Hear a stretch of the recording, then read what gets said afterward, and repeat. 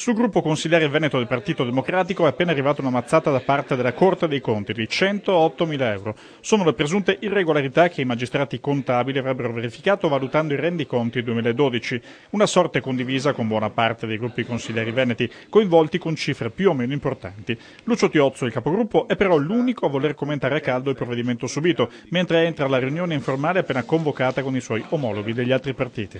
Resta oggi il fatto che non ci vengono contestate porcherie, così come è avvenuto in altra realtà. C'è solo un problema legato alla contrattualistica lavorativa dei 14 nostri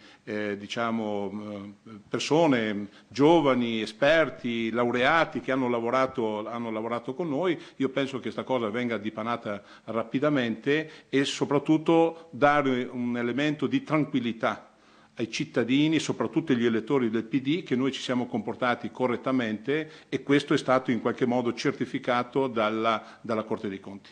Scrutini e pezze giustificative hanno controllato i magistrati, trovando però, almeno nel caso del Partito Democratico, da ridire in particolare su alcuni contratti di consulenza, entrando quindi nel merito delle valutazioni su capacità e titoli ad assumere l'incarico da parte dei collaboratori. Avevamo un consulente del lavoro che ci seguiva, abbiamo 14 collaboratori che hanno dato un contributo importante all'attività sui territori, noi li riteniamo qualificati, la Corte dei Conti invece contesta la competenza sostanziale di questi nostri collaboratori.